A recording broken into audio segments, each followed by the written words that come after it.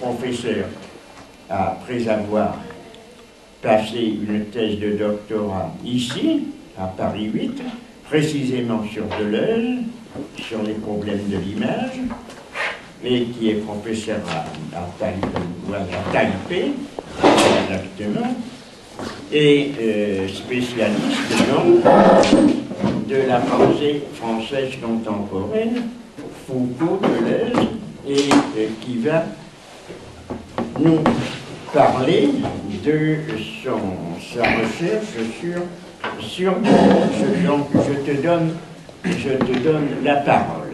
Mais cela sera diffusé puisqu'il y a Lionel Soukas qui pourra nous permettre de l'avoir diffusé sur Internet. Je te donne la parole, donc. Merci. Mon exposé concerne un livre. Si tu as à écrire, excuse-moi, je ne sais pas si tu as des choses à écrire. Oui. Peut-être, mais il n'y a pas de crayon. Oui, il aurait fallu que j'ai quelque chose. Mon exposé concerne un livre. N'immobilisez pas les bonbons, faites-les circuler quand ils seront. Oui. Et ramenez-les-moi. Oui. Voilà. Ainsi que le cahier.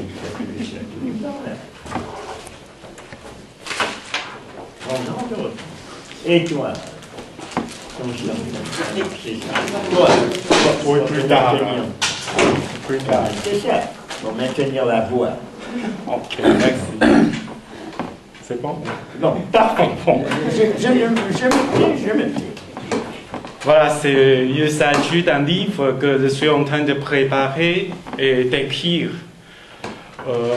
Il s'agit du concept de la répétition, notamment et peut-être uniquement dans différentes répétitions parues en 1968.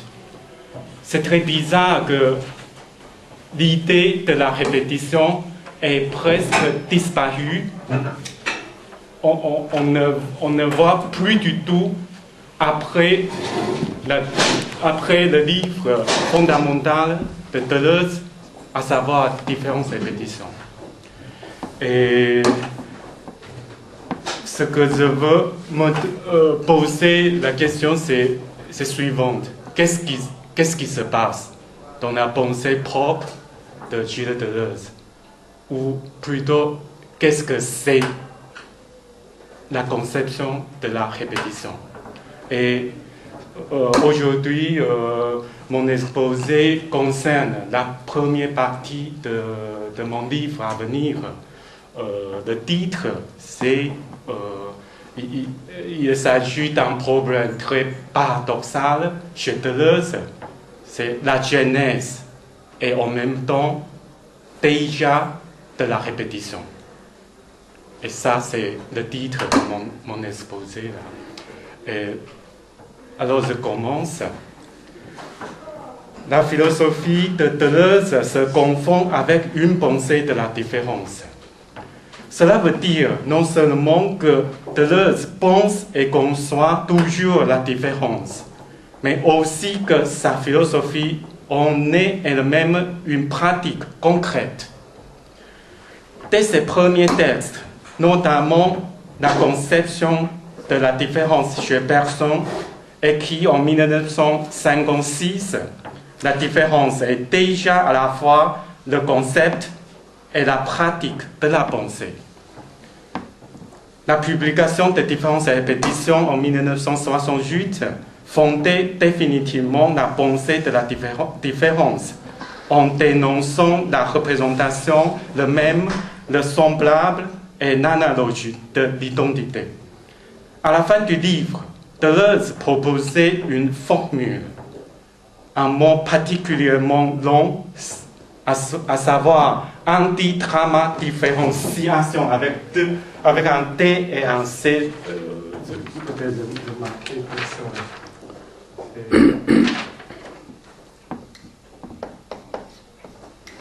c'est individuation et dramatisation et différenciation.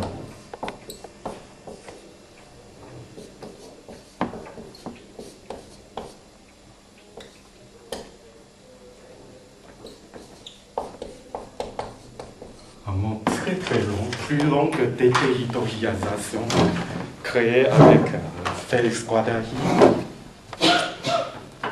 Ce mot-là, très long et multicomposé, résumait pourtant la méthode fondamentale de la pensée deleuzienne. Le concept de la différence est apparemment moins visible dans les 4 ouvrages écrits avec Félix Guattari.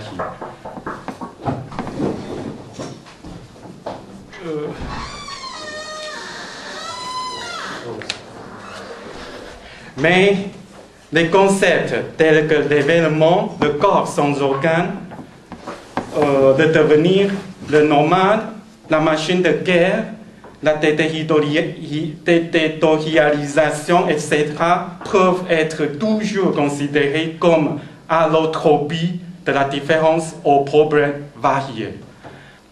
Et leur genèse, disait Deleuze,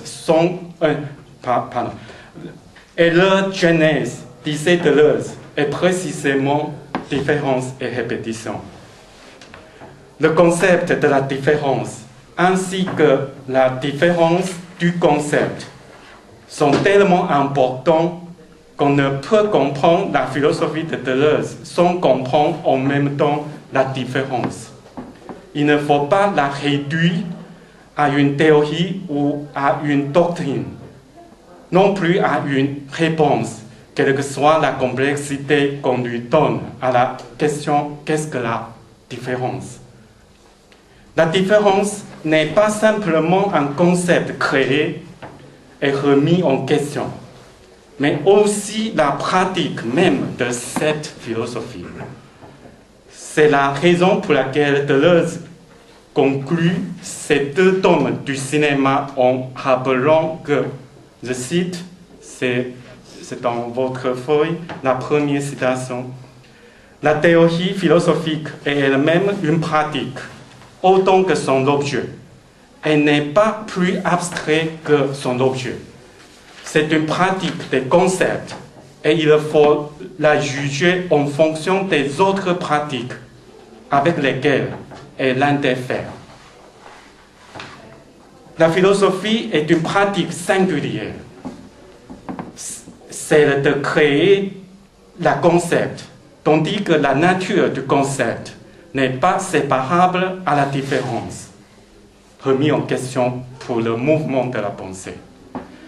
La philosophie de Deleuze est parcourue par une dialectique de la différence, à savoir, la différence ne peut être pensée et conçue sans que la pensée elle-même ne se différencie. Ce qui importe, c'est penser la différence en elle-même, pour autant que la pensée devienne elle-même la différence de la pensée. Une conséquence s'en tire que la philosophie se définit ainsi par un mouvement double, l'un vers la conception créative de la différence, l'autre, la pratique de ces conceptions en cours.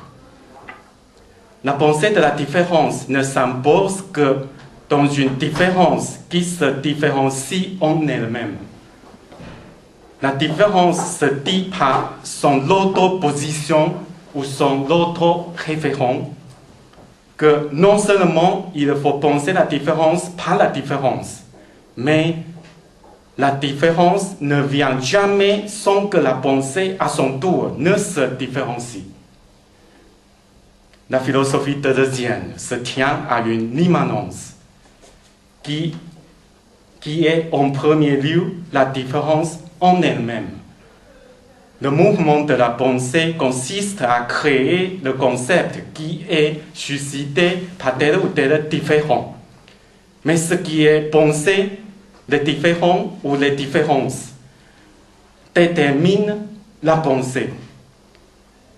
Il y a l'indiscernabilité ou la coalescence entre la méthode et le but, la théorie et la pratique.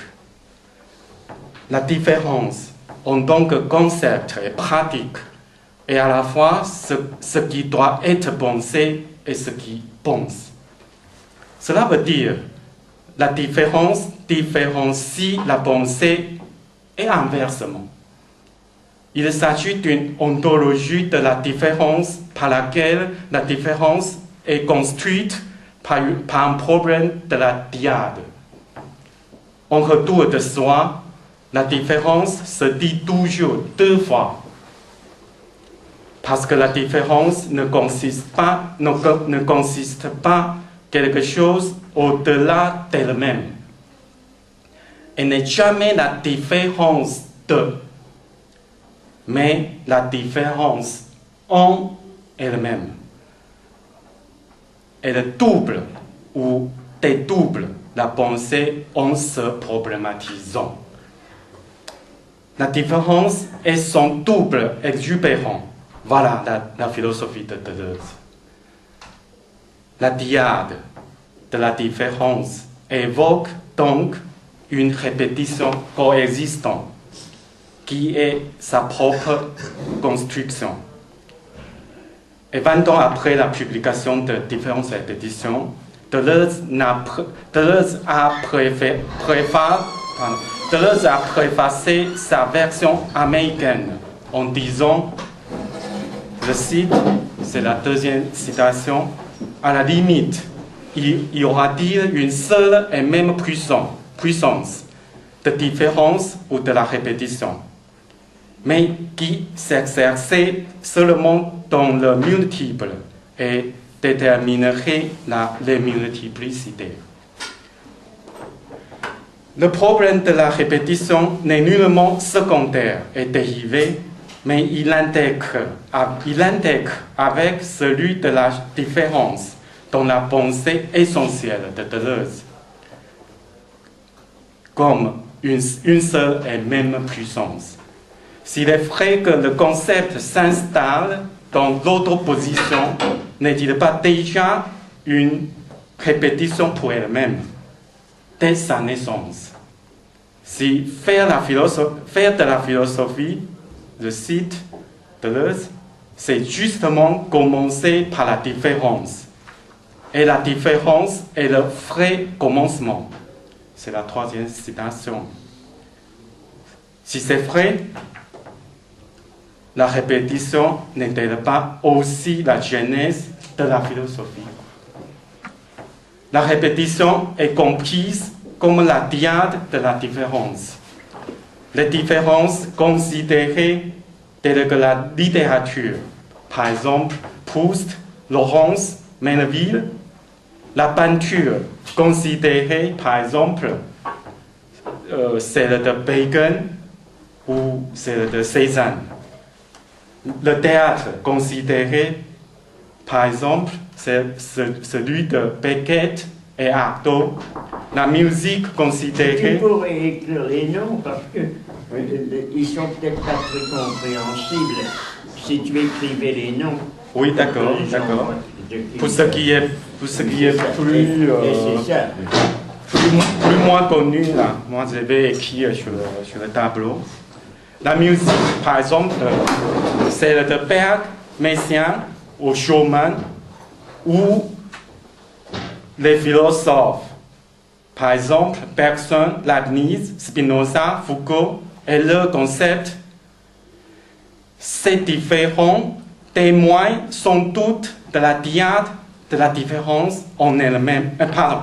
Ces différents témoignent sans doute de la dyade qui appartient profondément à la pensée de Deleuze.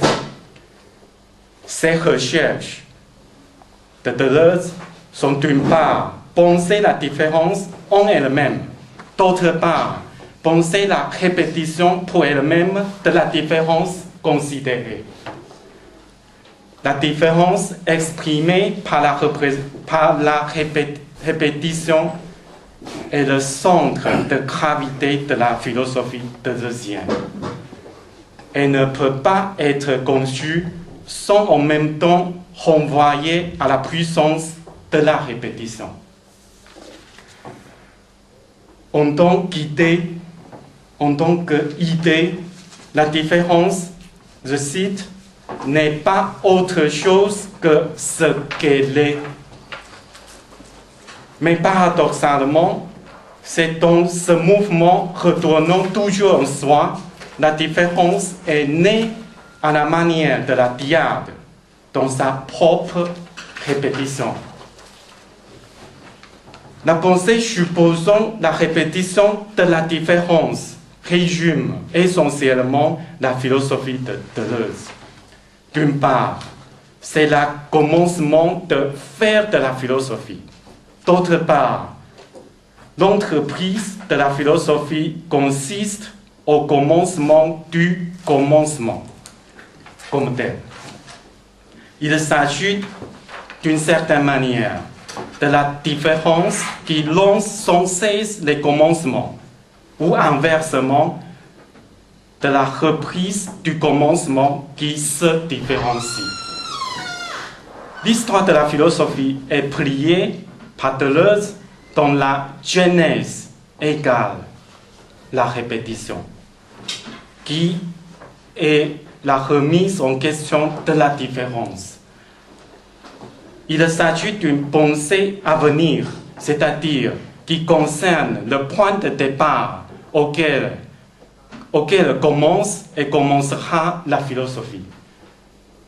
La philosophie est doublée ou dédoublée dans la diade de la différence réputant. Autrement dit, si la différence est la genèse, elle est aussi née dans sa propre répétition, qui n'est que le double de la différence retournant en elle-même. Parce que la différence doit être pensée par elle-même. La philosophie, dont la genèse se définit par la différence, devient une construction double de soi-même. C'est le commencement et sa répétition permanente. Pour autant que Deleuze écrit, c'est votre quatrième citation, je cite, « Le vrai commencement philosophique, c'est-à-dire la différence avec un T majuscule, est déjà en lui-même répétition avec un R majuscule. » Ce qui est le plus étrange dans ces phrases citées tout à l'heure, qui annoncent le vrai commencement, est l'adverbe déjà. Je répète ces citations-là. Le vrai commencement philosophique est déjà en même répétition. La différence y est le vrai commencement d'être déjà répétition, ou la philosophie est l'être déjà répétition de différence qui commence. Pour Deleuze, le mouvement de la pensée surgit paradoxalement dans cette intensité à la fois de la genèse et de la répétition. C'est la raison pour laquelle il dit, le cite, la cinquième citation, « La pensée n'a pas d'autre fonctionnement que sa propre naissance. Toujours la répétition de sa naissance, occulte et profonde. » Une phrase dans l'image d'Homme, page 215. Penser la différence en elle-même, voilà l'impératif philosophique de Deleuze. Il appartient à la différence de se différencier dans la pensée, pour autant que la pensée, à son tour, se différencie au profit de la pensée de la différence. Il semble que pour Deleuze, la pensée ne peut différencier ses objets sans qu'elle ne se différencie elle-même. Pour penser la différence, il faut que la pensée se différencie. Autrement dit, on ne connaît jamais la différence en fonction de l'identité ou de la comparaison. Au contraire, il faut aggraver, accentuer et élever la différence, le doubler sans cesse, le faire naître à l'intérieur de sa propre soi, à savoir dans sa propre répétition. La différence ainsi se confond avec la différence se confond avec le hasard, l'accident et le non-sens lorsqu'elle n'apparaît qu'une fois, lorsqu'elle ne se répète pas. La pensée de la différence fait répéter la différence, donc qui la différencie naturellement. La différence témoigne toujours du mouvement de la pensée en se doublant. La puissance de la différence consiste à invoquer plus de différences jusqu'à l'infini, c'est-à-dire à déceler et à dégager sa nième puissance. C'est un thème de Nietzsche et Deleuze n'aime beaucoup.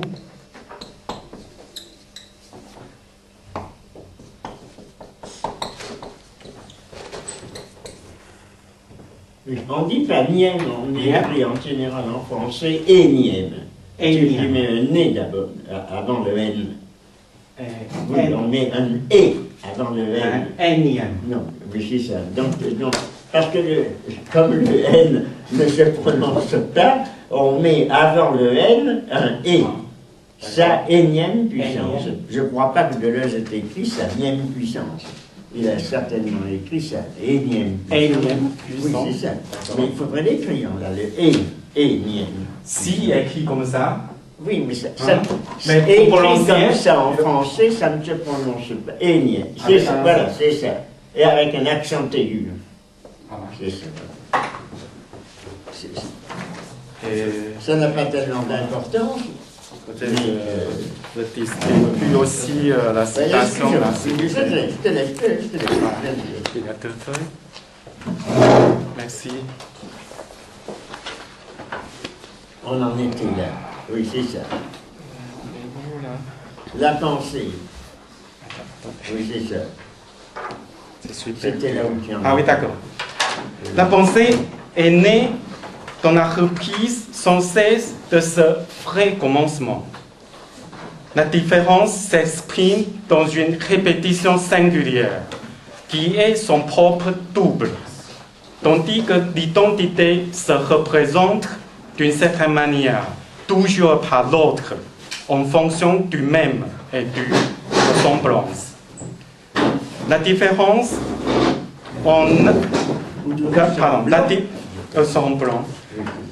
La différence a en ce sens une structure fractale de Monteil-Proft, à savoir un objet dont chaque élément est aussi de soi-même. Ça, c'est une définition très connue de Monteil-Proft sur l'objet fractal. Monteil-Proft.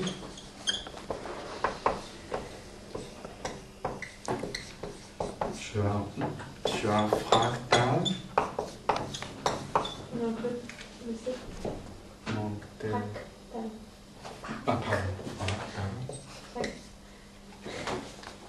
Merci.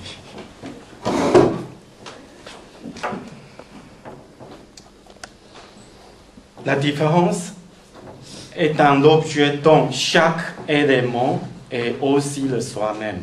C'est un objet fractal aussi. Il s'agit d'une conception hologicum et tautologique qui est classique de la mise en abîme. L'immanence, qui est la différence répétant pour elle-même. La proposition de Deleuze sur la différence est donc la suivante. Chaque différence est différence d'être déjà répétition.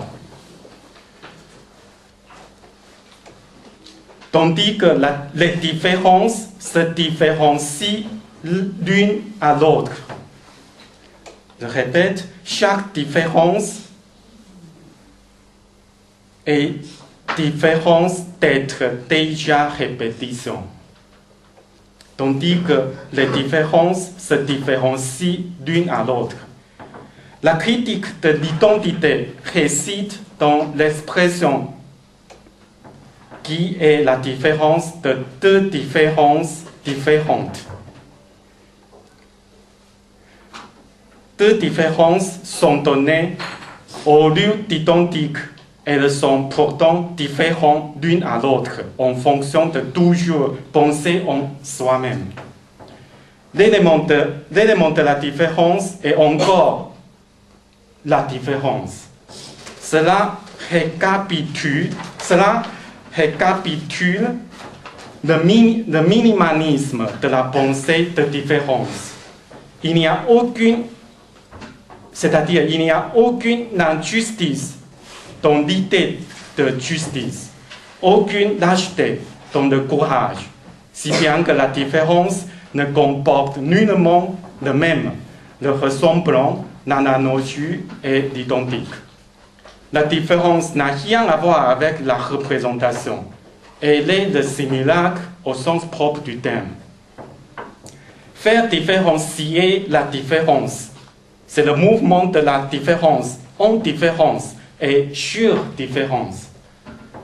La genèse de la philosophie consiste à ce point crucial qui n'atténue nullement la différence en la pensant. L'être encore la différence devient en même temps l'être déjà la répétition. La répétition n'est pourtant pas évidente, puisqu'elle n'est pas n'importe quelle, mais la différence pensée en soi-même. Autrement dit, la différence mise en répétition par la pensée.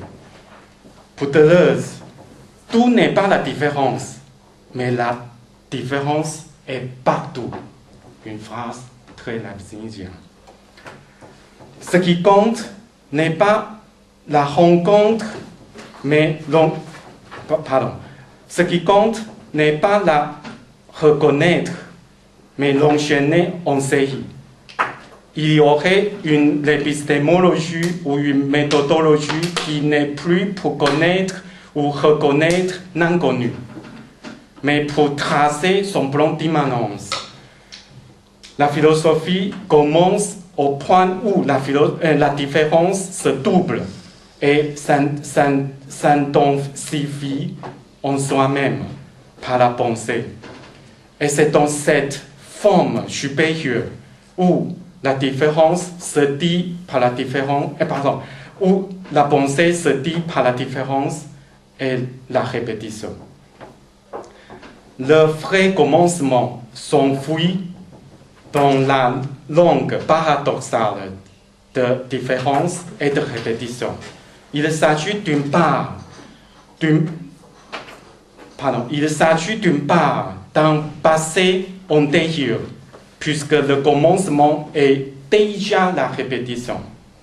D'autre part, d'un futur qui n'est pas seulement linguistique par le sens, mais ontologique, puisque la différence apparaît en une, mais elle est pensée par n, en énième puissance. La différence ne commence et ne devient la pensée que dans son propre retour.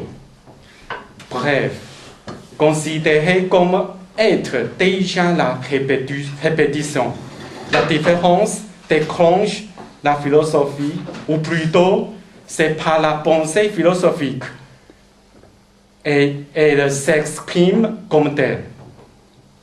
Ce commencement de différence et répétition, une genèse encore différente et déjà répétitive, est l'enjeu de la philosophie de Deleuze. Le champ transcendantal est construit dans le mouvement de l'entre-deux. En ce qui concerne la différence, Deleuze demande les questions suivantes. quand telle ou telle différence revient et fonde le monde, que signifie-t-il? Ou plutôt, la philosophie commence à la différence qui est déjà la répétition. Mais en quel sens? Quelle philosophie débute-t-il? Comment est-il possible de comprendre un vrai commencement qui s'exprime pourtant par une déjà répétition? Deleuze a invoqué l'éternel retour pour entamer ce problème. Il écrit, je cite, c'est la 6e citation dans différentes répétitions, je cite, l'éternel retour ne peut pas signifier le retour de l'identique, puisqu'il suppose au contraire un monde, celui de la volonté de puissance, où toutes les identités préalables sont abolies et dissoutes. Revenir est l'être, mais seulement l'être du devenir. L'éternel retour ne fait pas revenir le même, mais le revenir constitue le seul même de ce qui devient. Revenir, c'est le devenir identique du devenir lui-même. Revenir est donc la seule identité. Mais l'identité comme puissance seconde, l'identité de la différence, l'identité qui se dit du différent, qui tourne autour du différent. Une telle identité, produite par la différence, est déterminée comme répétition. Aussi bien la répétition dans l'éternel retour consiste-t-elle à penser le même à partir du différent. Fin de citation. Le monde n'est pas la représentation de l'identité, mais le retour de la différence. Tandis que la différence en retour n'est nullement identique, ni à la forme, ni au contenu. Seule identité est le retour, mais ce qui retourne, ce qui revient, est encore de différence. La différence n'identifie que par son devenir qui s'enchaîne, si bien que chaque retour renforce et la différence et son retour. C'est la raison pour laquelle, quand retour est la seule identité est confirmée, il n'abîme pas la différence et au contraire, la renforce par l'expression d'une répétition. La différence n'est un concept que dans sa propre différenciation. Il lui appartient d'une métaphysique, entre guillemets, de la répétition. C'est pourquoi Deleuze insiste sur le fait qu'une telle identité produite par la différence est déterminée comme répétition. Le retour de la différence n'assure aucunement l'identité de celle-ci, ni non plus sa représentation, mais le devenir identique du devenir lui-même. Ce qui ne peut être aboli et dissous est le devenir, renvoyé à la différence. La différence signifie toujours son retour, mais chaque retour implique aussi le retour du retour, ainsi que la différence de la différence à l'infini. La différence est déjà différence de la différence et retour du retour. Chaque différence annonce la différence et son retour de plus.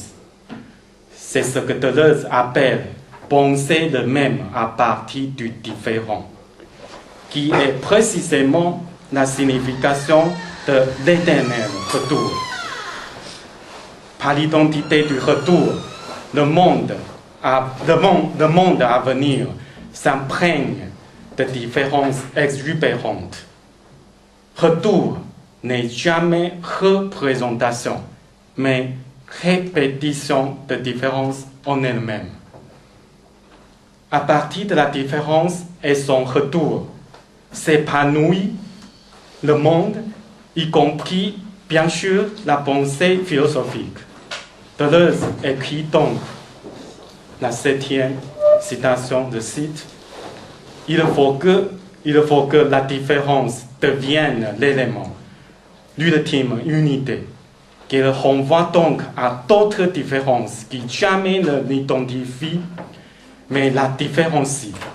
Il faut que chaque thème d'une série étant déjà différence soit mis dans un rapport variable avec d'autres thèmes et constitue par là d'autres séries dénuées de centre et de convergence. Il faut, dans la série même, affirmer la divergence et le décentrement. Chaque chose, chaque être doit voir sa propre identité engloutie dans la différence. Chacun n'est donc plus qu'une différence entre des différences. Il faut montrer la différence allant différent. Fin citation. La pensée de la différence crée un monde divergé, fractal et monstrueux, dont l'ensemble est composé paradoxalement par ce qui veut le disperser et le démolir. Sont tous allant différents, les éléments qui s'enchaînent en décentralisant l'un à l'autre. C'est à cette seule condition que Deleuze dit la différence se répète. Et ne répète que la différence qui est justement elle-même et au-delà Elle ne répète que la différence qui est justement elle-même et au-delà d'elle-même. La différence renvoie à d'autres différences qui la différencient, ou plutôt elle se différencie d'autant plus que les autres la différencient et inversement. Il s'agit d'un mouvement singulier qui est d'une part la variation de soi à soi, d'autre part c'est le de soi à l'autre. Il semble que chez Deleuze, la différence renvoyant à soi et à d'autres est la même chose. C'est-à-dire, il confirme la différence et déjà la répétition. Il y a donc deux mondes différents, l'un identique et homogène, bien fondé au sens commun et au bon sens, où chacun sait toutes les choses à l'autre. L'autre, différent, là où les différences se différencient et sont différenciées par les autres. C'est au dernier que Deleuze dit qu'il y a le vrai commencement de la philosophie. À la limite, que signifie-t-il renvoyer la différence à d'autres différences qui jamais ne l'identifient, qui ne jamais ne l'identifient? Pour connaître les choses, ne faut-il pas les renvoyer aux identiques et aux ressemblants? Renvoyer la différence à d'autres différences n'est pas seulement le rapport extérieur de la différence, mais aussi sa condition d'être. La différence se trouve dans un déséquilibre permanent. Elle renvoie à d'autres qui ne sont pas autre chose qu'elle-même. La pensée de la différence se définit ainsi par un mouvement du pli en soi-même. Plus elle s'efforce de renvoyer à d'autres, plus elle se fonde de soi-même. La différence ne peut venir au monde sans qu'elle ne devienne à d'autres, qui sont aussi les différences. Ce qu'elle renvoie est absolument au dehors. Pardon. Ce qu'elle renvoie est absolument au dehors d'elle. Mais justement, ce dehors n'est que la différence, c'est-à-dire elle-même. Il y a donc une transformation intéressante du dehors et du dedans chez Deleuze. La différence ne se différencie pas seulement, mais elle est aussi différenciée par autres différences. Elle n'est jamais définie par d'autres choses qu'elle-même. Les différences sont le point en retour de la différence elle-même. Chaque différent replie d'autres différents en soi-même, en se différenciant et allant différent. Il s'agit d'une monade différence dont le monde est composé, tandis que chaque monade différente reflète le monde entier, sur un point de vue spécifique. Dans l'auto-référence ou l'inter-référence ou dans l'auto-position de la différence, la différence se met à proliférer. D'une certaine manière, ce serait la clameur de la différence chez Deleuze.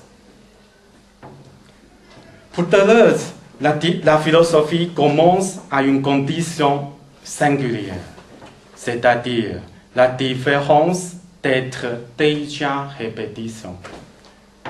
Cette entrée de jeu penser la différence à sa énième puissance. Qui dit la différence dit en même temps son éternel retour. C'est ce qui est bon, car ce qui est pensé n'est pas telle ou telle expérience différente, mais sa forme supérieure, c'est-à-dire la différence qui se différencie et est différenciée par d'autres. La différence se répète dans la pensée, mais elle n'est plus la différence entre objets représentés sous le même concept, puisque celle-ci tombe en fait dans l'indifférence de l'espace et du temps. C'est au contraire que la différence est c'est au contraire que la différence est l'intérieur à l'idée. Elle se déploie comme pur mouvement créateur dans l'espace et dans le temps dynamique qui correspond à l'idée. On comprend l'empirisme transcendantal de Deleuze par la création d'un espace et d'un temps correspondant à l'idée, et qui est à l'origine la différence. Le vrai commencement de la philosophie, la genèse, ne part pas à aucune représentation qui ignore la singularité spatio-temporelle au profit d'une image dogmatique, mais au contraire, il est inséparable à la création de l'espace-temps singulier. Allant différent, un des caractères les plus importants de la différence, allant différent ne signifie pas seulement la différence comme ce qu'elle est, mais une création pure à laquelle elle correspond.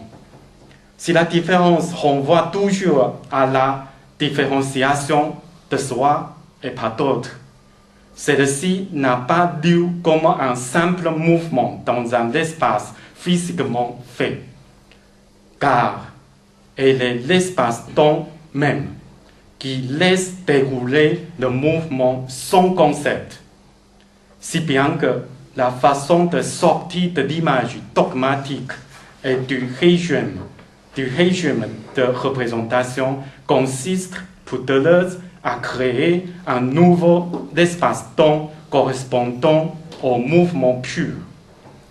ou plutôt l'espace-temps se cristallise avec la différence, se différenciant. C'est une des raisons par laquelle le cinéma d'après-guerre intéresse Deleuze, puisque l'image il devient une pure création de l'espace-temps, en brisant des schémas sensorimoteurs. Grâce au cinéma, le concept de l'image passe ainsi de la représentation à la pensée de différence.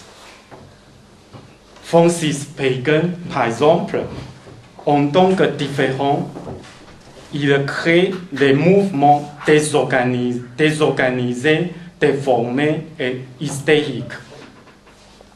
Au point que Deleuze écrit chez Bacon, le site, l'accident est partout et la ligne ne cesse de rencontrer des obstacles qui la forcent à changer de direction et de se renforcer par ces changements. Fin de citation. Les mouvements n'ont pas pour objectif de représenter l'espace euclidien, mais vu que l'accident est partout, les événements surgissent sans arrêt, démolissant l'espace-temps comme cliché du mouvement. Le sens commun n'est plus possible dans l'art moderne, d'autant plus que les lignes et les couleurs, c'est-à-dire construction de l'image, créent l'espace-temps auquel correspond la différence. Le destin de l'image est trahi et le régime de la représentation aboli au profit de la différence qui est née dans l'œuvre d'art moderne. Rappelons que l'enjeu multiple du créateur dans l'espace et dans le temps dynamique correspond à l'idée, c'est-à-dire au champ transcendantal. C'est le processus essentiel de l'ambisme transcendantal de Deleuze, qui se définit sans doute par le virtuel et son actualisation. Une expression fondamentale de la différence et de la répétition. La philosophie concerne au premier abord un monde où toutes les identités préalables sont abolies et dissoutes, dans la mesure où les différences sont rapportées à la forme supérieure qui est l'éternel retour, à savoir la répétition pour elle-même. La forme supérieure surgit à la limite, par l'extrême de ce qui est.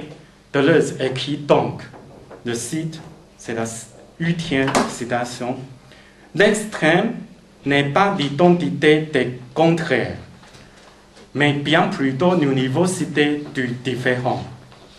La forme supérieure n'est pas la forme infinie, mais bien plutôt l'éternel informel de l'éternel retour lui-même, à travers les métamorphoses et les transformations. L'éternel retour fait la différence parce qu'il crée la forme supérieure. Fin de citation.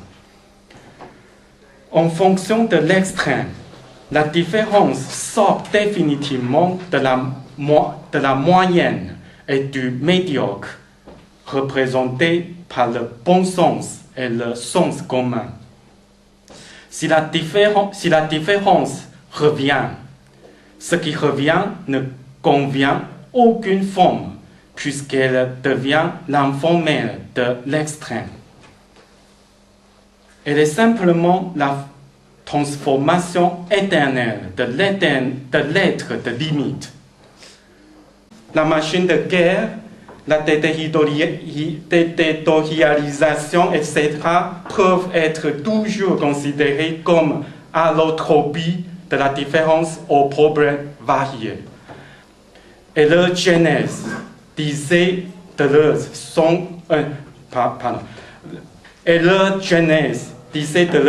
est précisément différence et répétition.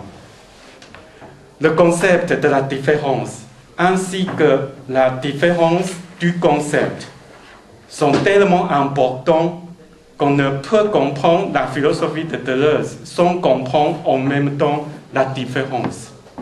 Il ne faut pas la réduire à une théorie ou à une doctrine, non plus à une réponse, quelle que soit la complexité qu'on lui donne à la question « qu'est-ce que la différence ?»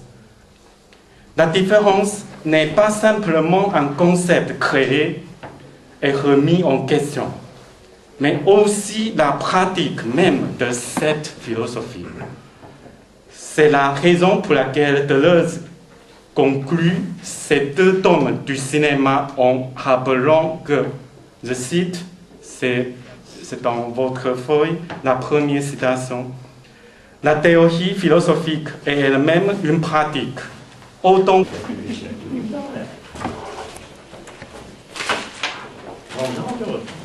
Et toi? Oui, plus tard. Plus tard. C'est ça, pour maintenir la voix. Ok, merci. C'est bon? Bon, parfait. Je me tais. Voilà, il s'agit d'un livre que je suis en train de préparer et d'écrire. Il s'agit du concept de la répétition, notamment et peut-être uniquement dans différentes répétitions parues en 1968. C'est très bizarre que l'idée de la répétition est presque disparue. On ne voit plus du tout après le livre fondamental de Deleuze, à savoir différentes répétitions. Et ce que je veux me poser la question, c'est suivante. Qu'est-ce qui se passe dans la pensée propre de Gilles Deleuze? Ou plutôt, qu'est-ce que c'est la conception de la répétition? Et aujourd'hui, mon professeur, après avoir passé une thèse de doctorat ici, à Paris 8, précisément sur Deleuze, sur les problèmes de l'image, et qui est professeur à Taipei, exactement, et spécialiste donc de la pensée française contemporaine, Foucault, Deleuze, et qui va nous parler de sa recherche sur donc je te donne la parole. Mais cela sera diffusé puisqu'il y a Lionel Soukas qui pourra nous permettre de l'avoir diffusé sur Internet. Je te donne la parole. Merci. Mon exposé concerne un livre. Si tu as écrit, excuse-moi, je ne sais pas si tu as des choses à écrire. Oui. Peut-être, mais il n'y a pas de crayon. Oui, il aurait fallu que j'ai quelque chose. Mon exposé concerne un livre. N'immobilisez pas les bonbons, faites-les circuler quand ils seront. Oui. Et ramenez-les-moi. Oui. Voilà. Ainsi que le cahier. Un mot particulièrement long, à savoir anti-trama différenciation avec un T et un C. Peut-être de marquer ça.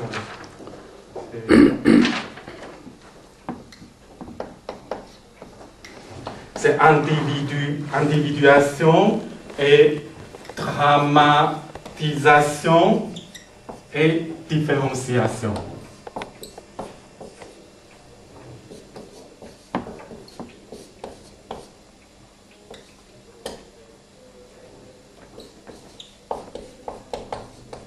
Un mot très très long, plus long que déterritorialisation, créé avec Félix Guattari. Ce mot-là, très long et multicomposé, résumait pourtant la méthode fondamentale de la pensée deleuzienne. Le concept de la différence est apparemment moins visible dans les 4 ouvrages écrits avec Félix Guattari.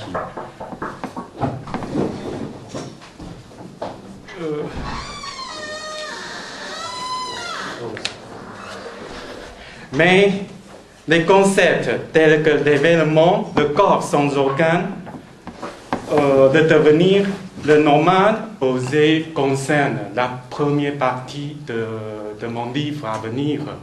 Le titre, c'est il s'agit d'un problème très paradoxal chez Deleuze. C'est la genèse et en même temps déjà de la répétition. Et ça, c'est le titre de mon exposé. Alors, je commence. La philosophie de Deleuze se confond avec une pensée de la différence. Cela veut dire non seulement que Deleuze pense et conçoit toujours la différence, mais aussi que sa philosophie en est elle-même une pratique concrète. Dès ses premiers textes, notamment la conception de la différence chez Bergson, écrit en 1956, la différence est déjà à la fois le concept et la pratique de la pensée. La publication de Différences et répétitions en 1968 fondait définitivement la pensée de la différence en dénonçant la représentation, le même, le semblable et l'analogie de l'identité. À la fin du livre, Deleuze proposait une formule